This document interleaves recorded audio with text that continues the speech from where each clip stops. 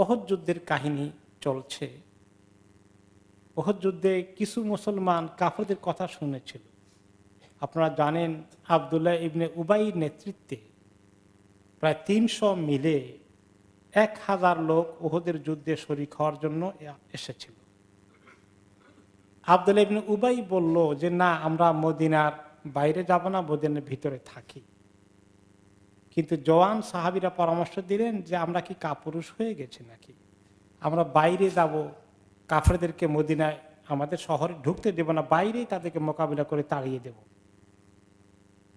পরে তিনি জওয়ানদের পরামর্শ অনুযায়ী মেজরিটি পরামর্শ দিল, সেদিকে চলে গেলেন।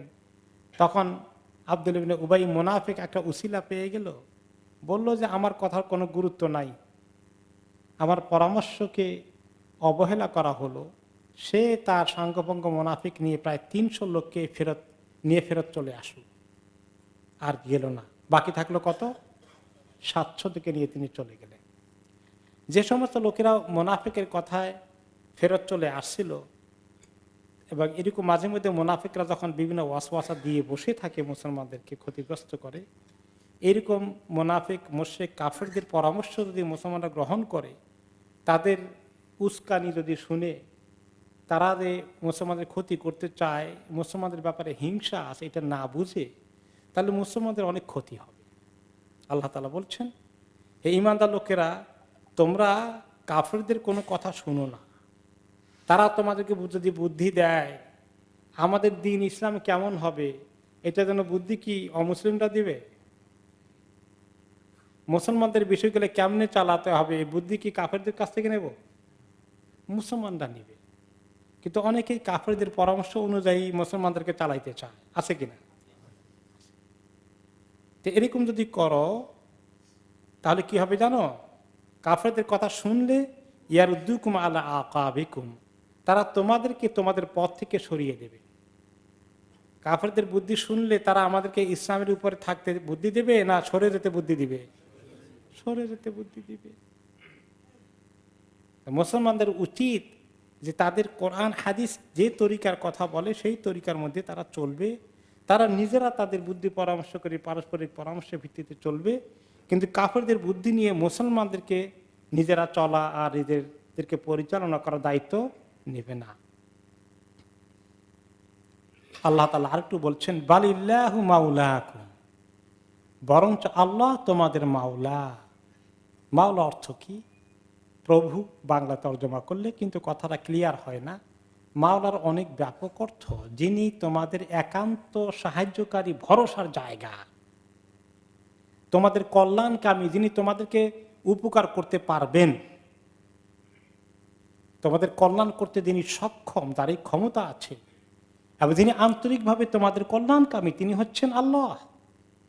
কাজে আল্লাহর বুদ্ধি শুনো, আল্লাহর বুদ্ধির বাইরে কাফেরদের বুদ্ধি শুনো না। ওয়াহুয়া খায়রুন নাসিরিন, আর আল্লাহ তাআলা হচ্ছেন সর্বোত্তম সাহায্যকারী। মুসলমানরা সাহায্যের জন্য আল্লাহর কাছে হাত বাড়াবে আগে, না মানুষের কাছে? আল্লাহর কাছে। ফানসুরনা আলাল কওমিল কাফিরিন, তাই না? আল্লাহর কাছে সাহায্য চাইবে মুসলমান, বিপদে আপদে, যুদ্ধ বিগ্রহে, যে কোনো সময়ে আল্লাহ তাআলার কাছে সাহায্য চাইবে। এরপর আল্লাহ তাআলা মুসলমানদেরকে সাহস দিচ্ছেন, শোনো, সানুলকি ফি কুলুবিল্লাযীনা কাফারুর রু'ব, আমি অচিরেই কাফেরদের অন্তরের মধ্যে ভয় ঢেলে দেব। মুসলমানদের সম্পর্কে তাদের বিশাল ভয় থাকবে শুধু। বিমা আশরাকু বিল্লাহি মা লাম ইউনাজ্জিল বিহি সুলতানা, তারা যে আল্লাহ তাআলার সঙ্গে অনেক শরীক জোগাড় করে নিয়েছে, আল্লাহ যেগুলোর পক্ষে কোনো দলিল দেননি, প্রমাণ দেননি। বিনা দলিলে প্রমাণে কেউ কোন নবীকে আল্লাহ তাআলার সন্তান বানিয়ে ফেলেছে, কেউ বিভিন্ন তরিকা বিভিন্ন মাবুদ জোগাড় করে নিয়েছে। আল্লাহ তাআলার অনেক আল্লাহর আন্ডারে অনেক মাবুদ আছে বলে তারা মনে করে। এই যে বিভিন্ন শরীকগুলো বানিয়ে নিয়েছে, এইগুলো বানানোর কারণে আল্লাহ তাআলা এত অসন্তুষ্ট। মুসলমানদের সঙ্গে যখন তাদের মোকাবিলা হবে, রাহমাকুমুল্লাহ, আল্লাহ তাআলা কাফেরদেরকে অন্তরের মধ্যে আগেই ভয় ঢেলে দিবেন। এটা ব্যাপারে একটি হাদিস আছে, নবী করিম সাল্লাল্লাহু আলাইহি ওয়াসাল্লাম বলেছেন যে আল্লাহ তাআলার একটি অপূর্ব পুরস্কার এই উম্মতের জন্য, যে উম্মতের ব্যাপারে কাফেরদের মনে বেশি বেশি ভয় কাজ করবে, খুব ভয় থাকবে উম্মত কোন সময় তাদেরকে পরাজিত করে দেয়, এরকম একটা ভয় কাজ করবে। এই ভয়টা যে আছে এটাকে বলা যায় মডার্ন ল্যাঙ্গুয়েজে ইসলামোফোবিয়া। ইসলাম, ওরে বাবার ইসলাম, ইসলাম মনে হয় ভয়ের কারণ হয়ে গেছে। ইসলাম কি ক্ষতি করছে? ইসলাম তো শান্তির জন্য এসেছে, মানুষের কল্যাণ, তার কল্যাণের জন্য এসেছে ইসলাম। কিন্তু খামাকা ইসলাম ভীতি, ইসলাম ভীতি, ইসলামের ভয়। এই যে ভয়, এটা এখনকার জামানায় মনে হচ্ছে যেন এই ভয়টা তাদের দিলে নাই, ভয়টা বোধহয় উল্টা আমাদের দিকে চলে আসলো কিনা। কিন্তু আসলে আল্লাহ তাআলা তাদের দিলে এই ভয় দিয়েছেন কিভাবে, তার বিস্তারিত ব্যাখ্যা এসেছে একটি হাদিসে। রাসূলুল্লাহ সাল্লাল্লাহু আলাইহি ওয়াসাল্লাম বলেন, উতিতু খামসান, আমাকে 5টি স্পেশাল জিনিস দেওয়া হয়েছে। বুইসতু ইলাল আহমার ওয়াল আসওয়াদ, আমাকে সাদা কালো সবার কাছে পাঠানো হয়েছে। তাহলে এই নবী এশিয়ানদের নবী নন, আরবদের নবী নন, কালোদের নবী নন, ইউরোপিয়ান আমেরিকানদের নবী নন, সবার নবী। ওয়াজুয়েলাতিল আরদু তাহুরান মাসজিদা, 2 নম্বর, আমার এর জন্য জমিনকে পাক করার ব্যবস্থা, পবিত্র হওয়ার ব্যবস্থা এবং মসজিদ নামাজ পড়ার জায়গা হিসাবে অ্যালাউ করে দিয়েছেন। ওয়াহিল্লাতিল গানাইম ওয়ালাম তুহাল্লা লিমান কানা ক্বাবলি, আমার জন্য গনিমতের মালকে হালাল করা হয়েছে, আমার পূর্বে কারোর জন্য হালাল করা হয়নি। অনুসরতু বিররুবি মাসিরাতা শাহর, 1 মাস দূর থেকে আমার উম্মতের ভয় আর তাদের দুশমনদের দিলে ঢুকিয়ে দেওয়ার মাধ্যমে আল্লাহ তাআলা আমাকে সাহায্য করেছেন, আমার উম্মতকে সাহায্য করেছেন। এরপরে ও অতীতুস শাফা, আমাকে শাফাআতের এই দায়িত্ব আমার হাতে দেওয়া হয়েছে, এই সুযোগ সর্বপ্রথম আমাকে দেওয়া হবে। ওয়ালাইসা মিন নাবিয়্যিন ইল্লা ওয়াকাদ সাআলা শাফা, সমস্ত নবীদেরও শাফাআতের কিছু দায়িত্ব আল্লাহ দিয়েছেন, তারা দুনিয়াতে শাফাআতের দরখাস্ত দিয়ে ফেলেছেন, অনেকেই দুনিয়াতে শাফাআতের দরখাস্ত দিয়ে দিয়েছেন। ওয়াইন্নী কাদ ইখতাবাতু শাফাআতি, কিন্তু আমি আমার শাফাআতের কাজটা আল্লাহর কাছে দুনিয়াতে চাইনি, ওটা আমি রেখে দিয়েছি আখিরাতে চাওয়ার জন্য। লিমান মাতা লা ইউশরিকু বিল্লাহি শাইআ, যত লোক শিরক না করে দুনিয়া থেকে আমার উম্মতের যত লোক শিরক না করে মারা যাবে, সবার কপালে আমার শাফাআত বরাদ্দ হয়ে যাবে। কাজেই যে শিরক করে তার কপালে ওনার শাফাআত বরাদ্দ হবে, খবরদার, তাহলে শাফাআত হারিয়ে ফেলবেন, কত বড় ক্ষতিগ্রস্ত হয়ে যাবে শাফাআত হারিয়ে ফেললে। বালিল্লাহু মাওলাকুম ওয়া হুয়া খায়রুন নাসিরিন, আল্লাহ তাআলা তোমাদের প্রভু, তিনি সর্বোত্তম সাহায্যকারী এবং তিনি বিভিন্ন তরিকায় সাহায্য করেছেন। সানুলকি ফি কুলুবিল লাযিনা কাফারু রু'ব, আমি কাফেরদের অন্তরের মধ্যে ভয় ঢেলে দেব, কারণ তারা শিরক করেছে আল্লাহর প্রতি। ওই বিষয়ে যে বিষয়ে কোনো দলিল এবং সুলতান, কোনো প্রমাণ তাদের কাছে নাজিল করা হয়নি। ওয়া মাওয়াহুমুন নার, তাদের ঠিকানা হচ্ছে জাহান্নাম। ওয়া বি'সা মাসওয়ায যালিমিন, আর এটা হচ্ছে জালেমদের জন্য খুবই খারাপ একটা ঠিকানা। ওয়ালাকাদ সাদাকাকুমুল্লাহু ওয়া'দাহু ইয তাহুসসুনাহুম বিইযনি, আল্লাহ তাআলা তোমাদের জন্য আল্লাহর ওয়াদাকে সত্য প্রমাণিত করেছেন। তিনি বলেছেন যে তোমরা যদি আল্লাহর রাস্তায় লড়াই করো, আল্লাহ তোমাদেরকে সাহায্য করবেন। ইন তানসুরুল্লাহা ইয়ানসুরকুম ওয়া ইসাব্বিত আকদামাকুম, এই যে আল্লাহ ওয়াদা করেছেন, আল্লাহর রাস্তায় বেরিয়ে গেলে, দুশমনের মোকাবিলা করতে গেলে আল্লাহ তাআলা তোমাদেরকে সাহায্য করবেন, এই কথা আল্লাহ ঠিক রেখেছেন। ওহদের যুদ্ধে একটু ব্যস্কম হয়ে গেল কেন? ওহদের যুদ্ধের শুরুতে আমি আমার ওয়াদা ঠিক রাখার জন্য সাহায্য নাজিল করলাম, বিজয় এসে গেল প্রথম দিকে। ইয তাহুসসুনাহুম বিইযনি, তোমরা তাদেরকে কতল করছিলে আল্লাহর হুকুমে, তারা তোমাদের হাতে মার খাচ্ছিল প্রথম দিকে ওহদের যুদ্ধে। হাত্তা ইদা ফাশিলতুম, তবে যখন তোমরা দুর্বলতা ভীরুতার আশ্রয় নিলে, ও তানাজাতুম ফিল আমর, কথা মানার ক্ষেত্রে তারতম্য শুরু করে দিলে, ও আসাইতুম, এবং তোমরা কথা রক্ষা করলে না, মানলে না, মিন বাদি মা আরাকুম তুহিব্বুন, এবং তোমরা পাইতেছিলে বিজয়, যেটা পছন্দের জিনিস, এইটা বিজয় দেখানোর পরেও তোমাদের প্রতি মুসিবত চলে আসলো। কি কারণে? তোমাদের ভুলের কারণে। নবী করিম সাল্লাল্লাহু আলাইহি সাল্লামের সাহাবীরা ওনার কথা শুনেন নাই,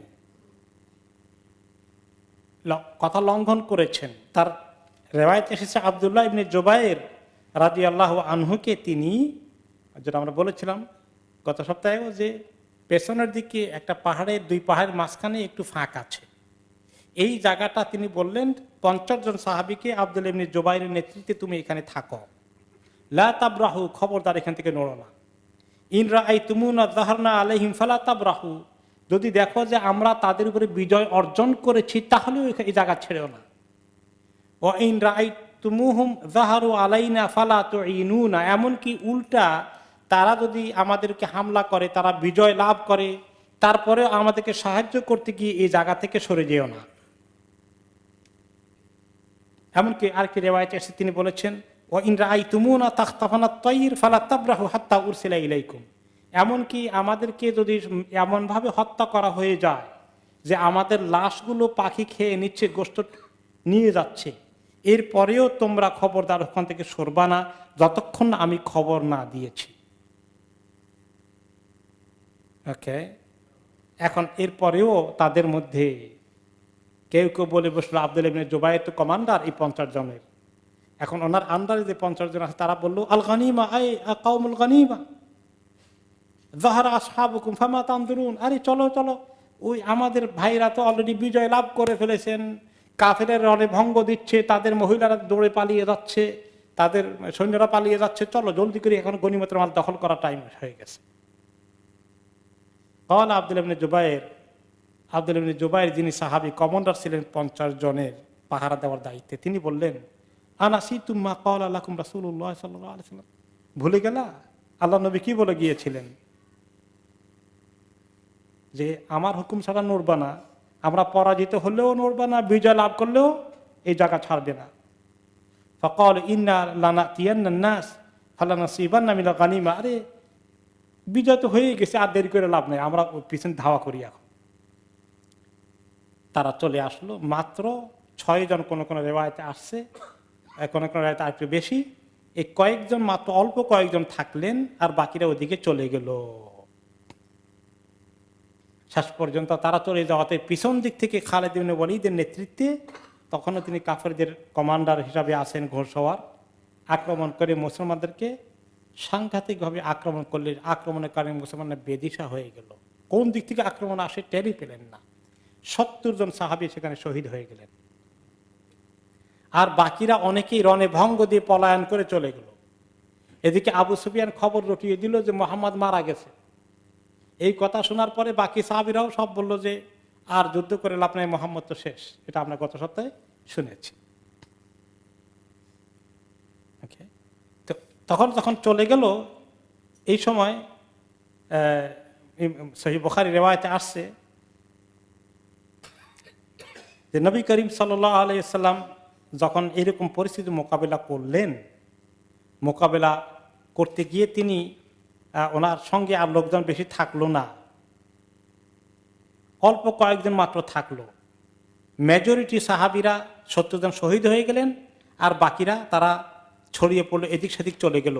আল্লাহ তাআলা সে কথা বলেছেন যে তোমাদের মধ্যে যখন এরকম ইখতিলাফ হয়ে গেল, তোমরা কথা মানলে না, তোমাদের মধ্যে পরবর্তী পর্যায়ে বিজয় আসার পরে উল্টাটা ঘটে গেল, এবং দেখা গেল অনেকে গনিমতের মালের লোভ সামলাইতে পারলো না। মিনকুম মান ইউরিদুদ দুনিয়া অমিনকুম মান ইউরিদুল আখিরা, তোমাদের অনেকে দুনিয়া চাও, আর কেউ কেউ অবশ্য আখিরাতও চায়। সুম্মা সারাফাকুম আনহুম লিয়াবতালিয়াকুম, বিজয় দিয়ে আল্লাহ তাআলা বিজয়টা আবার তোমাদের হাত থেকে ছিনিয়ে নিয়ে গেলেন, সরাই নিলেন, যাতে তোমাদেরকে ভালো করে পরীক্ষা করে দেখেন যে বিপদ আসলে কে কে টিকে থাকো। অনেকে টিকে থাকতে পারোনি, ওয়ালাকাদ আফা আনকুম, যাক আল্লাহ সেটা মাফ করে দিয়েছেন। পরে অনেক সাহাবী তওবা করেছেন, আল্লাহ মাফ করে দিয়েছেন। আল্লাহু যু ফাদলিন আলাল মুমিনিন, আল্লাহ মুসলমানদের, মুমিনদের প্রতি অনেক বড় তার দান, অনেক বড় তার অবদান, আল্লাহর অবদান মুসলমানদের প্রতি। ইজ তুসঈদুনা, যখন তোমরা ভয় পেয়ে, যারা 70 জন তো শহীদ হয়ে গেল, বাকি কিছু পালিয়ে গেল, ভয় পেয়ে গেল, রণে ভঙ্গ দিল, পাহাড়ের উপরে উঠে গেল। ইজ তুসঈদুনা, যখন তোমরা পাহাড়ের চূড়ায় উঠে যাচ্ছিলে, ওয়ালা তালবুনা আলা আহাদি, কেউ কারোর দিকে তাকাও না, খালি নিজের জান নিয়ে ভাগো। ওর রাসূল ইয়াদউকুম ফি উখরাকুম, আর রাসূল তোমাদেরকে ডাকছেন, সাহাবীরা যাও কোথায়, এদিকে আসো, জান্নাত তো আমাদের সামনে অপেক্ষা করছে, আখিরাতের দিকে ডাকছেন, আর তোমরা পিছন দিকে পালিয়ে যাচ্ছ। ফাআসাবাকুম গাম্মাম বিগাম্মিন, এরপরে আল্লাহ তাআলা তোমাদেরকে দুশ্চিন্তার উপরে দুশ্চিন্তা চাপিয়ে দিলেন। লিকাইলা তাহজানু আলা মা ফাতাকুম ওয়ালা মা আসাবাকুম, একটা পরীক্ষা হয়ে গেল যে তোমরা কিছু যদি মিস করে ফেলো, পরাজিত হয়ে যাও, কোনো সময় কষ্ট সম্মুখীন হতে হয়, এটার জন্য তোমরা বেশি আফসোস না করো। আর যেটা মিস করে ফেলো, কোনো সময় বিজয় আসলো এখন চলে গেলো, এটা যেন এত কষ্ট যেন না পাও, আর একটু পরীক্ষা পড়ে গেলে যেন তোমরা আফসোস না করো। আল্লাহু খাবীরুম বিমা তা'মালুন, তোমরা যা কিছু করো আল্লাহ তাআলা সবকিছু খবর রাখেন। তখন বিজয়ের শেষ মাথায় এসে পরাজিত 70 জন নিহত হয়ে গেল। এই সময়ে তারা পরাজিত হওয়ার পরে আব্দুল্লাহ ইবনে জুবাইর বলেন, আহেদান ইলাইয়া নবী সাল্লাল্লাহু আলাইহি ওয়াসাল্লাম লা তাবরাহু, আমি বললাম তোমরা যাইও না, আল্লাহ নবী আমাদেরকে ওয়াদা করে দিয়েছেন।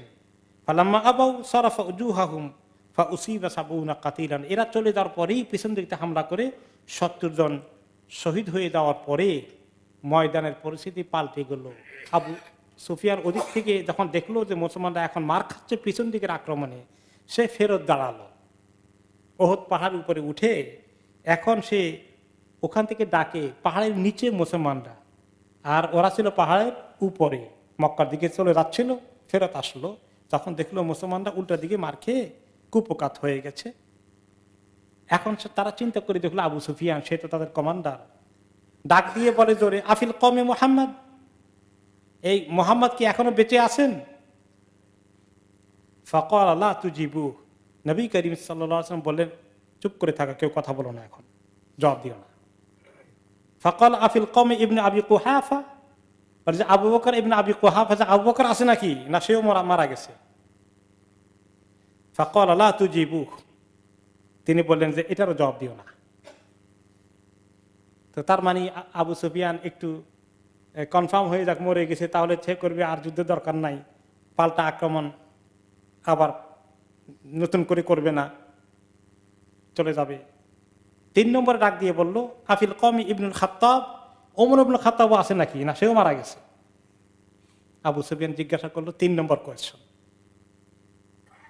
ওকে, ফাকালা ইন হাউলাই কুতিলু ফালাউ কানু আহইয়া লা আজাবু। আবু সুফিয়ান 3 নম্বরটার আওয়াজ না পেয়েও বলল যে মনে হয় সবগুলোই মারা গেছে, যদি জীবিত থাকতো তাহলে অবশ্যই জবাব দিত। ফালাম ইয়ামলিক ওমর নাফসাহু, ওমর এতক্ষণ চুপ করেছিল, এখন আর পারছে না। ওমর রাদিয়াল্লাহু তাআলা আনহু আর পারলেন না অপেক্ষা করতে, বললেন, কাযাবতা ইয়া আদু আল্লাহ, আল্লাহর দুশমন, তুমি মিথ্যা বলছো। আবকাল্লাহু লাকা মা ইয়াহজুনুকা, যাদেরকে বেঁচে থাকলে তোমার কষ্ট হবে, আল্লাহ সবাইকে এদেরকে বাঁচিয়ে রেখেছে।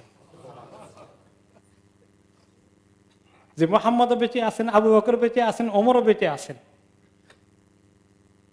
ফাকাল আবু সুফিয়ান, তা আবু সুফিয়ান বলে, ওলো হবল, যাই হোক আমাদের হবল জিন্দাবাদ, তোমরা মার তো খেলা ভালো করে, মার ভালো করে খেয়েছ, আমাদের হবল ঠাকুর, হবল আমাদের মূর্তি জিন্দাবাদ, তার কারণে তার বিজয় হোক, আজকে আমরা বিজয় পেয়েছি। ফাকাল নবী সাল্লাল্লাহু আলাইহি ওয়াসাল্লাম আজিবু, রাসূলুল্লাহ সাল্লাল্লাহু আলাইহি ওয়াসাল্লাম বললেন, এখন যে তোমরা জবাব দাও, জবাব দাও, এটার জবাব দাও। ক্বালু মা নাকুল, সাহাবারা বলেন, কি জবাব দেব ইয়া রাসূলুল্লাহ? কুলু আল্লাহু আ'লা ওয়া আজাল, বলে যে আল্লাহ সবচেয়ে উঁচু, সবচেয়ে শানদার, আল্লাহর কাছে কিছুই নাই। ক্বালা আবু সুফিয়ান লানাল উজ্জা ওয়ালা উজ্জা লাকুম, বলে আমাদের মাবুদগুলো সব হাতের কাছে দেখা যায়, উজ্জা আছে, তোমাদের কি উজ্জা আছে? ফাকালা নবী সাল্লাল্লাহু আলাইহি ওয়াসাল্লাম আজিবু, জবাব দাও। ক্বালু মা নাকুল, সাহাবা বলেন, ইয়া রাসূলুল্লাহ কি জবাব দেব? কুলু আল্লাহু মাওলানা ওয়ালা মাওলা লাকুম, আল্লাহ আমাদের মাওলা, প্রভু, সাহায্যকারী, সবচেয়ে বড় ভরসার স্থল, তোমাদের ভরসার কোনো জায়গা নেই। সে আরো বলছে, অনেক আয়াতে আসছে, ইয়াউমুন বিয়াউমি বদর, বদরের মোকাবিলায় আমরা আজকে আরেকটি দিন পেলাম তোমাদের প্রতিশোধ নিতে বদরের। ফায়াউমুন আলাইনা ইয়াউমুন লানা, এক গত বৎসর ছিল তোমাদের পক্ষে, এবার এসেছে আমাদের পক্ষে। একদিন মহিলাদের মতো আরেকদিন বাজ পাখির মতো, তার মানে একদিন মায়ের খাওয়া লাগে আরেকদিন মায়ের দেওয়ার সুযোগ আসে। হানজালা বে হানজালা ও ফোলান বে ফোলান, তোমরা আমাদের এক হানজালাকে বদরে শেষ করেছিলে, তোমাদের হানজালাকে আমরা ওহদে শেষ করেছি। ও ফোলান বে ফুলান, আমাদের অমুককে মেরেছিলে, তোমাদের অমুককে আমরা মেরেছি। তো অমুকের মোকাবেলা অমুক, তোমাদের 70 জনের মোকাবেলা আমাদের 70 জন, আমাদের 70 জনের মোকাবেলা তোমাদের 70 জনকে শেষ করেছি। এই কথা শোনার পরে রাসূলুল্লাহ সাল্লাল্লাহু আলাইহি ওয়াসাল্লাম বললেন, লা সাওয়া, কোনদিন সমান না, তোমাদের 70 জন আর আমাদের 70 জনকে সমান মনে করো না।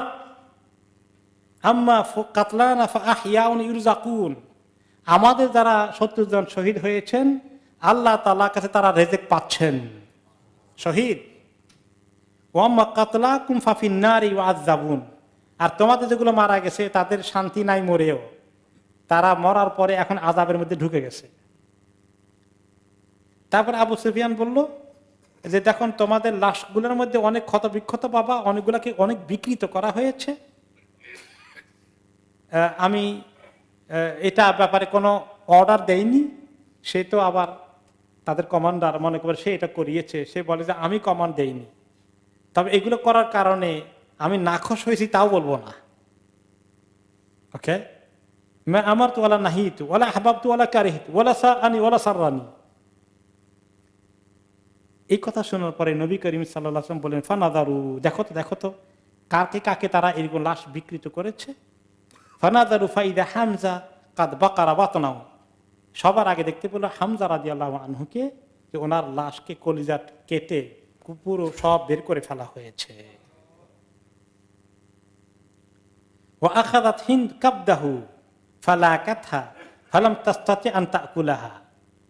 আর একজনে বললেন যে হিন্দ আবু সুফিয়ানের স্ত্রী, গত সপ্তাহে বাই মিস্টেক বলেছিলাম আবু জাহালের স্ত্রী, বোধহয় আসলে আবু সুফিয়ানের স্ত্রী। পরে হিন্দ ইসলাম কবুল করেছেন, এখন আমরা তার বিরুদ্ধে আর কোনো হিংসার বিদ্বেষ রাখবো না। আবু সুফিয়ান ইসলাম কবুল করে সাহাবী হয়ে গেছেন, আফাল্লাহু আনহুম, আল্লাহ তাদের সবাইকে মাফ করে দিক। যে হামজাকে হত্যা করেছেন ওয়াহাশি, সেও ইসলাম কবুল করেছে। হিন্দ সে এত সিরিয়াস হয়ে গেল, সে তার কলজা ছিঁড়ে কামড় দিয়ে খাওয়া শুরু করলো, কিন্তু সে চাবাইতে পারলো না, প্লাস্টিকের মতো এটা চাবানো যায় না। নবী করিম সাল্লাল্লাহু আলাইহি ওয়াসাল্লাম জিজ্ঞাসা করলেন যে ফালাম তাসতাতিন তাকুলাহা, যিনি খবর বললেন যে সে ওনার কলিজা চাবাইতে চাইলো, খেতে চাইলো, কিন্তু কতক্ষণ চাবাচাবি করে পরে রেখে দিল, সে কামড় দিয়ে একটা টুকরাও নিতে পারেনি। ফাকালা রাসূলুল্লাহ সাল্লাল্লাহু আলাইহি ওয়াসাল্লাম আকালাত শাইআন, সে কিছু খাইতে পেরেছে, কলিজার কোনো অংশ চিবাতে পেরেছে, খেতে পেরেছে? ক্বালু লা, সাহাবীরা যারা দেখেছেন তারা বলে যে না, খাইতে পারেনি, আস্তই রয়ে গেছে কলিজা। ক্বালা মা কানা আল্লাহু লিইউদখিলা শাইআন মিন হামজা ফিন-নার, যে আল্লাহ তাআলা এই হামজার কোন অংশ জাহান্নামে ফেলবেন না। তার মানে কলিজার অংশ যে মহিলা খেয়ে যায়, মহিলা যদি জাহান্নামে যায় তাহলে জ্বলবে, হামজার অংশটাও তো জ্বলা হবে, এটাও আল্লাহ তাকে অ্যালাউ করবেন না। হামজা রাদিয়াল্লাহু আনহুর এই শাহাদাত ওনাকে এত কষ্ট দিয়েছে, উনি এত এফেক্টেড হয়েছেন, ওনার চাচাদের মধ্যে সবচেয়ে প্রিয় বলতে গেলে। তিনি ওনাকে জানাজা পড়ালেন, ফাওয়াদা রাসূলুল্লাহ সাল্লাল্লাহু আলাইহি ওয়াসাল্লাম হামজা ফাসাল্লাল্লাহু আলাইহি, হামজার নামাজ পড়লেন জানাজা। এরপরে আরেকজন সাহাবীকে নিয়ে আসা হলো ওনার পাশে, ওনার জানাজা করলেন, এই সাহাবীকে সরানো হলো, হামজা রয়ে গেলেন। আরেক সাহাবীকে আনা হলো হামজার পাশে, আবার নামাজ পড়লেন, তাকে সরানো হয়ে গেল, আরেকজনকে আনা হলো। এভাবে করে 70 বার জানাজা হয়েছে, 70 বারই হামজাকে রেখে দিয়েছেন, যে জানাজার মধ্যে উনিও যেন শরীক হয়ে যান। নবী করিম সাল্লাল্লাহু আলাইহি ওয়াসাল্লাম যখন এরকম এই মাত্র হাতে গোনা 10-12 জন ওনার পাশে আছেন, বাকি সব সাহাবীরা ভেগে চলে গেছেন, ওই সময় একজন সাহাবী ছিলেন আনাস ইবনে নদর, তিনি বদর যুদ্ধে শরীক হতে পারেননি। তামান্না করেছিলেন আল্লাহর কাছে, আল্লাহ যদি আল্লাহ আমাকে নেক্সট জিহাদে যাওয়ার সুযোগ দেন, তাহলে আমি প্রথম যুদ্ধ যে মিস করেছি সেটা আমি আল্লাহর কাছে পুরোপুরি শোধ করে দেব। আল্লাহকে আমি দেখাই দেব, যদি আল্লাহ আমাকে তৌফিক দেয়, যে আমি কিভাবে আল্লাহর জন্য সর্বোচ্চ ত্যাগ করতে পারি। ফালাকিয়া ইয়াউমা উহুদ ফাহাজিমান নাস, যখন উহুদের ময়দানে সাহাবীরা অনেকে রণভঙ্গ দিলেন, তখন তিনি বললেন যে আল্লাহ, আমি দেখছি সাহাবীরা অনেকে চলে যাচ্ছে, আল্লাহ নবীকে ফেলে চলে যাচ্ছে। অথচ ফেলে যাচ্ছে না, মানে ওনার মনে করছেন আল্লাহ নবী অলরেডি মারা গেছেন, ওই গুজব উঠছে না, আর থেকে লাভ কি। তখন তিনি বললেন আল্লাহুম্মা ইন্নী আ'তাযিরু ইলাইকা মিম্মা সানা হাউলা, আল্লাহ, এই মুসলমানরা অনেকেই যে রণভঙ্গ দিয়ে চলে গেল, এই অবস্থা থেকে আপনার কাছে আমি পানা চাই। ওয়া আবরাউ ইলাইকা মিম্মা জাআ বিল মুশরিকুন, মুশরিকদের অপকর্ম থেকে আপনার কাছে পানা চাই। ফাতাকাদ্দামা বিসাইফিহি, তিনি নিজের অস্ত্র নিয়ে কাফেরদের ভিতরে ঢুকে গেলেন। তারপরে বলেন সাদ ইবনে মুআযকে দেখলেন, সাদ ইবনে মুআয কোন দিকে যাও, এদিকে আসো, যে উহুদের কাছ থেকে আমার কাছে জান্নাতের সুগন্ধ আসতেছে, উহুদ পাহাড়ের পাশে জান্নাতের সুগন্ধ পেয়ে যাচ্ছি, আমি ওদিকে যাচ্ছি। ফামাদা ফাকাতাল, এরপরে তিনি অনেককে হত্যা করলেন, অনেককে মোকাবিলা করলেন, এরপরে তিনি নিজে শহীদ হয়ে গেলেন। এমন শহীদ হলেন এই ওনার লাশ এত ক্ষত বিক্ষত হয়ে গেছে, ওনার লাশ কেউ চিনল না যে ওনার লাশটা কোথায় বা এই লাশটা কার।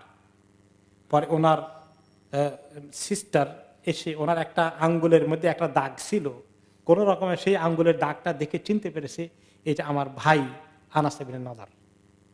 তো উনি এরকম, ওনার শরীরে ছিল প্রায় বেতউন ওয়া সামানুনা মিন তাআনা ওয়া দরবা রামিয়া বিসাহাম, ওনার শরীরের মধ্যে ৮০টারও বেশি আঘাত ছিল, তীর, তরবারি এবং বর্ষা, এতগুলো মোকাবিলা করে তিনি এতক্ষণ টিকে ছিলেন।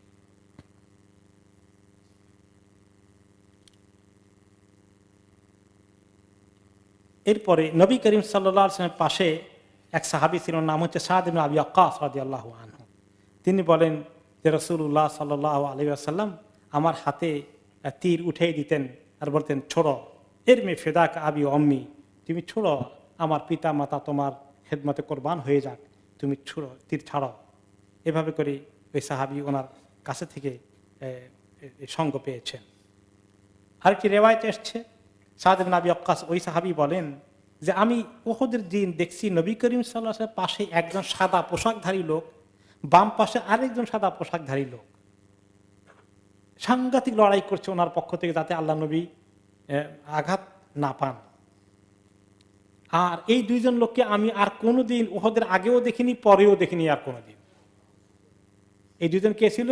জিবরাইল ও মিকাইল আলাইহিমুস সালাম, স্বয়ং নেমে এসেছেন আল্লাহর হুকুমে। উবাই ইবনে খালাফ নামে কাফেরদের এক দুষ্ট লোক ছিল, সে মক্কা থাকতেই প্ল্যান করে এসেছে। সে বলছেন লা ইয়াকতুলান্না রাসূলুল্লাহ সাল্লাল্লাহু আলাইহি ওয়াসাল্লাম, যুদ্ধ থেকে রওনা করার আগেই বলে দিয়েছে তোমাদের কারো লাগবে না, আমি দায়িত্ব নিলাম, মুহাম্মদকে আমি শেষ করে দেব দিস টাইম। প্ল্যান করে এসেছে, এই খবর মদিনা চলে এসেছে। ফালাম্মা বালাগাত রাসূলুল্লাহ সাল্লাল্লাহু আলাইহি ওয়াসাল্লাম হাল ফাতাহু ক্বালা বাল আনা আকতুলহু ইনশাআল্লাহ। এই খবর পেয়ে তিনি বললেন, তোমরা চিন্তা করো না, আমি তাকে শেষ করবো ইনশাআল্লাহ। তো যুদ্ধের ময়দানে, উহুদের ময়দানে উবাই সে এসছে, তার সমস্ত শরীরকে লোহা দিয়ে আবৃত করে নিয়েছে। লোহার যে পোশাক আছে না, একরকম আগের দিনের মিউজিয়ামে দেখা যায় এখন, এগুলো পরে এসেছে যাতে কোনো জায়গা ফাঁক না থাকে এবং তাকে অ্যাটাক না করতে পারে। এবং যুদ্ধের ময়দানে এসে সে বলল লা নাজাউতু ইন নাজা মুহাম্মদ, যে আমি যদি মুহাম্মদকে মারতে না পারি সে আমাকে মারবে, আমি খবর পেয়েছি। কারণ সে যে বলেছে আমাকে মারবে, এটা তার মধ্যে অনেক ভয়ের কাজ করেছে। ওই যে অনেকদিন আগে ভয় ঢুকিয়ে দেওয়া হয়, সে খবর মক্কায় চলে গেছে যে মুহাম্মদ বলেছে তাকে কতল করবে। এই ভয়ে সে সমস্ত শরীরে লোহার পোশাক পরে এসেছে। তো আফসার রাসূলুল্লাহ সাল্লাল্লাহু আলাইহি ওয়াসাল্লাম তার কুওয়াত উবাই ইবনে খালাফ মিন ফুরজাতিন বাইনা সাবিগাতিদ দিরআ ওয়াল বাইদাহ, তিনি দেখলেন যে তার মাথার উপরে যেটা থাকে হ্যাট জাতীয় কভার করার জন্য এই অংশ, আর নিচে হলো এখান থেকে আরেক অংশ, এই দুইটার মাঝখানে একটু ফাঁক আছে, ইনি ভালো করে নোটিস করলেন। এরপরে তিনি তার এখানে বর্ষা দিয়ে দিলেন আঘাত, এই জায়গার মধ্যে খোঁচা দিয়ে দিলেন। খোঁচাটা পরেই সে তার উঠছিল, উঠ থেকে সে মানে কয়েকবার পড়ে যাওয়ার উপক্রম, আবার গিয়ে বসে যায়, আবার পড়ে আবার বসে যায়, এরকম করছে। কিন্তু এখানে এই আঘাতের কারণে কোনো রক্ত কিছুই নেই। তারপর কিন্তু সে সাংঘাতিকভাবে মানে উইক ফিল করছে এবং সে মনে করে সে হেভিলি আহত হয়ে গেছে, তো আর সে নড়তে পারছে না। তার সঙ্গী সাথীরা তাকে নিয়ে আসলো। এবং সে গংরানো শুরু করেছে, গরু জবাই করে দিলে যেরকম ভাবে গংরায়, তার গঙ্গানি শুরু হয়ে গেছে। ফাকারুল্লাহুমা আজ্জাকা ইন্নামা হুয়া খাদাস। তার সঙ্গী যারা আছে, আরে তোমার একটু সামান্য গুতা লেগেছে, একটু রক্ত তো বের হয় নাই, এত গরুর মতো আওয়াজ করো কেন, কি হয়েছে, এত কাপুরুষ তুমি? ফাযাকার লাহুম কাওলা রাসূলিল্লাহি সাল্লাল্লাহু আলাইহি সাল্লাম বাল কাওলা রাসূলুল্লাহ সাল্লাল্লাহু আলাইহি ওয়াসাল্লাম বাল আনা আকতুলু উবাইয়ান। সে বলে যে শোনো, আমার তো ভয় হচ্ছে, সে যে বলছে সে আমাকে কতল করবে, সেই কাজ নিয়ে হয়ে যায়, ওইটা বোধহয় শুরু হয়ে গেছে। আমার অবস্থা যে কি যাচ্ছে তোমরা তো টের পাও না। সুম্মা ক্বালা আল্লাযী নাফসি বিয়াদিহি লাউ কানা হাযাল্লাযী বি আহলি দিল মাজাজ লামাতু আজমাউন। দিল মাজাজ একটা কবিলার বসবাস, একটা বিরাট প্রান্তর। দিল মাজাজের যত লোক আছে, আমার ব্যথাটা সবাইকে ভাগ করে দিলে সবগুলো মরে যাওয়ার কথা তাৎক্ষণিকভাবে। কি কষ্ট আমার হচ্ছে। আর ফামাতা ইলান নার, এইরকম গঙ্গাইতে গঙ্গাইতে কিছুক্ষণের মধ্যেই সে জাহান্নামের দিকে যাওয়ার জন্য মরে গেল। এরপরে রাসূলুল্লাহ সাল্লাল্লাহু আলাইহি সাল্লামের ওনার অবস্থা যেটা হয়ে যায়, ওনাকে যখন তারা আঘাত করতে থাকে, সাহাবীরা অনেক চেষ্টা করলেন, জিবরাইল মিকাইল দুই পাশে আসেন। এর ফাঁকেও আল্লাহ তাআলার মানসা হয়েছে যে রাসূলুল্লাহ সাল্লাল্লাহু আলাইহি সাল্লামের শরীর থেকে রক্ত পড়বে এই উহুদের ময়দানে। তো উনি আহত হয়ে গেলেন। তারপরে তিনি বললেন আহত অবস্থায়, ইশতাদ্দা গাদাবুল্লাহি আলা কওমিন ফাআলু বিরাসূলিল্লাহি সাল্লাল্লাহু আলাইহি ওয়াসাল্লাম, যে আল্লাহর গজব যে এই জাতির প্রতি কত বেশি হবে যারা আল্লাহর নবীর সঙ্গে এইরকম আচরণ করে বসে। তারপরে এই ঘটনার বর্ণনা দিচ্ছেন আবু বকর রাদিয়াল্লাহু আনহু। তিনি বলেন যে উহুদের যুদ্ধের কথা পরবর্তী পর্যায়ে তিনি আলোচনা করেছেন। যাকা ইয়াউমুন কুল্লুহু লিতালহা, উহুদের যুদ্ধের ফজিলত যদি জানতে চাও, এই যুদ্ধের সবচেয়ে মর্যাদা আল্লাহ সব দিয়েছেন তালহাকে। তালহার মতো মর্যাদা কেউ পায়নি। তারপরে তিনি বলতে থাকলেন যে কুনতু আউওয়ালা মান ফাআ ইয়াউম উহুদ ফারাআইতু রাজুলান ইউকাতিলু মা রাসূলিল্লাহি সাল্লাল্লাহু আলাইহি ওয়াসাল্লাম দুনাহু। আমিও প্রথম দিকে যখন শুনলাম আল্লাহ নবী মারা গেছেন, আমিও পালাই চলে গেছিলাম, তার থেকে যুদ্ধ করে লাভ কি। পরে ডাক শুনে ওনার, কই যাও, এদিকে আসো, তখন ফেরত আসলাম। আমি বোধহয় সবার আগেই ফেরত আসছি। এসে দেখি যে ওনার পাশে একজন আছে, ওনার পক্ষ থেকে দুশমনের মোকাবিলা করে ওনাকে সেভ করছেন। ফাকুলতু কুন তালহা হাইসু ফাতানি মা ফাতানি ফাকুলতু ইয়াকুন রাজুলাম মিন কওমি আহাব্বু ইলাইয়া। আমি যখন দেখলাম একজন সাহাবী ওনার পাশে আছে, আমি বললাম, হায় রে, তোমার এই কিসমত, কে তুমি কিসমতওয়ালা। মনে মনে বলি, মনে হলো যে এটা বোধহয় তালহাই হবে, তুমি তালহাই হও। মনে মনে সেটাই তামান্না করছি যে আমার কপালে তো সেটা জুটলো না। এমন কাছে থেকে আল্লাহ নবীকে ডিফেন্ড করা। এরপরে ওনার কাছে আসলাম। এরপরে দেখি যে আরেকজনকেও দেখা যাচ্ছে মুশরিকদের মাঝখান থেকে ওইদিকে থেকে লুকিয়ে আল্লাহ নবীর কাছে চলে আসছেন, পালিয়ে গেছিলেন। তিনি হচ্ছেন আবু উবাইদা ইবনে জাররাহ। আমরা দুজনে মিলে নবী করিম সাল্লাল্লাহু আলাইহি ওয়াসাল্লামের কাছে দৌড়ে গেলাম। গিয়ে দেখি ওয়াকাদ কাসুরাত রুবাইয়াতুহু, ওনার দাঁত ভেঙে পড়ে গেছে, রক্ত প্রবাহিত হচ্ছে মুখ থেকে। ওয়াসাজ্জা ফি ওয়াজহি, চেহারা আহত হয়ে গেছে। ওয়াকাদ দাখালা ফি ওয়াজনাতিহি হালাকাতান মিন হালাকিল মিগফার, ওনার মাথায় যে হেলমেটের মতো লোহার যেটা ছিল, ওইটার দুটো স্ক্রু ওনার গালের মধ্যে ঢুকে গেছে, চিকের মধ্যে ঢুকে গেছে ছিদ্র করে। আমরা ওনাকে দৌড়ে গেলাম ওনার রক্ত বন্ধ করার জন্য, ওনাকে হেল্প করার জন্য। ফাকাল রাসূলুল্লাহ সাল্লাল্লাহু আলাইহি ওয়াসাল্লাম আলাইকুম সাহিবুকুম ইউরিদু তালহা। তিনি বলেন, আরে আমাকে বাদ দাও, এই তলহাকে ধরো, তলহাকে ধরো।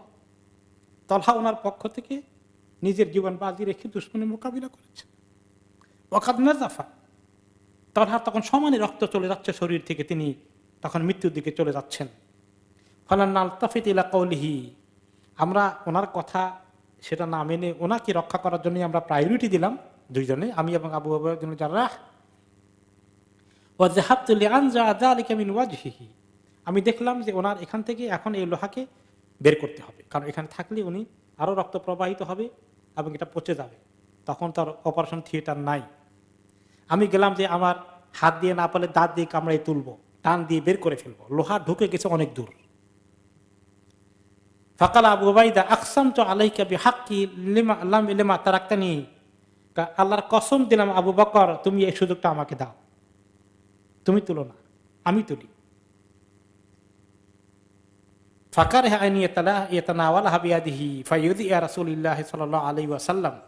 তিনি বললেন যে আবু উবাইদা ইবনে জাররাহ দেখলেন যে তিনি যদি হাত দিয়ে টানাটানি করেন, মাথাটা উপরে বেশি বড় নাই, এই ঘাটাঘাটি করতে গেলে আল্লাহ নবীর কষ্ট হয়ে যাবে বের করতে, এটা বরং সেফ হবে আস্তে করে দাঁত দিয়ে কামড় দিয়ে টান দিয়ে ফেললে। ফাআযাম্মা আলাইহি বিফিহি ফাআস্তাখরাজা ইহদাল হালাকাতাইন, তখন তিনি দাঁত দিয়ে কামড় দেওয়ার সঙ্গে সঙ্গে একটা বের হয়ে গেল, কিন্তু ওনার নিজের দাঁত খসে গেল। আবু উবাইদা ইবনে জাররাহ ওয়াযাহাবাতু লিআসমা মা সানা, এখন আমি বললাম যে একটা তো নিচে তুমি, আরেকটা আমি নেই, আমি উঠাইতে গেলাম আমার মুখ দিয়ে। তারপরে তিনি কসম দিলেন, আল্লাহর কসম তুমি এটা করতে পারবে না, আমাকে দাও। কসম দিলে আরেকজনের কসম রক্ষা করা লাগে কিনা? লাগে না, রক্ষা করতে হয়, তার কসম যেন না ভেঙে যায়। এই জন্য তিনি আর আবু বকর আগালেন না, যে তিনি দ্বিতীয়টা উঠাইতে গেলেন, একই অবস্থা হয়ে গেল, বের করলেন, কিন্তু ওনার আরো দাঁত পড়ে গেল। আবু উবাইদা আমাদের মধ্যে সবচেয়ে বড় মানে সিদ্ধান্তের অধিকারী ছিলেন, তিনি এই কারণে এটা করলেন। যাই হোক, তিনি সেই দায়িত্ব পেয়ে গেলেন, সৌভাগ্য অর্জন করলেন। এরপরে আমরা ওনাকে, নবী করিম সাল্লাল্লাহু আলাইহি সাল্লামকে আমরা ক্লিন করার চেষ্টা করলাম। মা ফাতেমা রাদিয়াল্লাহু আনহা সেখানে ছিলেন পিছনে, তিনি ওনার আব্বার শরীরকে ধুয়ে দিচ্ছিলেন। যত পানি দিচ্ছেন তত যেন রক্ত আরো বের হয়, পানি দিয়ে ক্লিন করতে চান, রক্ত আরো বের হয়। তখন তিনি ওই যে খেজুরের চাটাই আছে, যে খেজুরের পাতার পাটি, ওইটাকে আগুনে পুড়ে ছাই করলেন, আর সেই ছাই দিয়ে এখানে ধরলেন, তখন রক্ত পড়া বন্ধ হলো। এভাবে নবী করিম সাল্লাল্লাহু আলাইহি সাল্লামকে নিয়ে আসা হলো। পরবর্তী পর্যায়ে তো ওই উহুদ যুদ্ধের এই কাহিনীতে তখন আল্লাহ তাআলা বলছেন যে দেখো তোমরা এরকম করলে, যাতে করে আমি পরীক্ষা করে দেখলাম যে কিভাবে নবীর কথা না শুনলে, কমান্ডারের কথা না শুনলে, নেতৃত্বের কথা না শুনলে, বিশৃঙ্খলা করলে, ইখতিলাফ করলে উম্মতের মধ্যে এই মুসিবত আসবে, সেটা দেখাই দিলাম। উহুদের যুদ্ধে আল্লাহ মুসলমানদেরকে শিক্ষা দিলেন, তাদের ভিতরে নিয়ম শৃঙ্খলা আনুগত্য মেনটেন করতে হবে। বলা হয়েছে এখানে থাকো, 50 জন এখানেই থাকো, আমাদের গোশত পাখি খেলেও তোমরা আসবা না, এই আনুগত্য করে যেতে হবে, এই কমান্ড মানতে হবে মুসলিম ফৌজের জন্য, এটা আল্লাহ শিখিয়ে দিলেন। আর দুনিয়ার গনিমতের মাল লোভ সামলাতে পারলো না অনেকে, এটাও আল্লাহ তাআলা শিখিয়ে দিলেন। আর নবী করিম সাল্লাল্লাহু আলাইহি সাল্লাম আহত হয়ে পড়ে আছেন, অথচ কেউ কেউ পালিয়ে গেল, এটাও আল্লাহ তাআলার কাছে বড় অপছন্দের ছিল। কিন্তু আল্লাহ তাআলা বলে দিলেন যে ওয়ালাকাদ আফা আনকুম, যাই হওয়ার হয়ে গেছে, আল্লাহ তাআলা তোমাদেরকে মাফ করে দিয়েছে। সুম্মা আনজালা আলাইকুম মিন বাদিল গাম্মি আমানাতান নুআসান ইয়াগশা তাইফাতাম মিনকুম, এরপরে আল্লাহ তাআলা অতঃপর এত কিছুর মুসিবতের পরেও তোমাদেরকে আবার নিরাপত্তা দিলেন, তোমাদের অনেকের ঘুম এসে গেল। এই ঘুম এসে যাওয়া অর্থ হচ্ছে যে আবু সুফিয়ান বলছে যে আমরা আবার রেডি হয়ে আসছি, তোমাদেরকে আবার অ্যাটাক করব, অথবা তারা তখন পরে পাল্টা কিছু অ্যাটাক করার চেষ্টা করেছে। তখন মুসলমানদের যারা অস্ত্র হাতে নিয়েছে অনেকে ঘুম ঘুম ভাব এসে গেছে। তো এর ব্যাখ্যা হয়েছে যে এই ঘুম ঘুম ভাব আসা নিরাপত্তার লক্ষণ, এটা আল্লাহর পক্ষ থেকে তাদের প্রতি ইতমিনানের লক্ষণ এটা। আর এটা হচ্ছিল যারা প্রকৃত মুমিন। কিন্তু মুসলমানদের ভিতরে তখনও কিছু মুনাফিক ছিল, ওয়াতাইফাতুন কাদ আহাম্মাতহুম আনফুসুহুম, আর যারা মুনাফিক ছিল ওদের ভিতরে দুশ্চিন্তা এসে গেল, ওদের চোখে ঘুম নাই। তো ঘুম এসে গেছে যারা, এরা ভালো মুসলিম। তো আল্লাহ তাআলা বলেন যে তোমাদেরকে মাফ করে দিয়েছেন, পরবর্তী পর্যায়ে তোমাদের মধ্যে নিরাপত্তা আনার জন্য আল্লাহ তাআলা ঘুমের ব্যবস্থা করে দিয়েছেন। সে কাহিনী আরেকটু কথা পরবর্তী পর্যায়ে আসবে, আজকে তো অনেক সময় হয়ে গেল, আমরা এখানে শেষ করি। উহুদ যুদ্ধের শিক্ষা আরেকটু বাকি রয়ে গেছে, এটা ইনশাআল্লাহ পরবর্তী পর্যায়ে আসবে।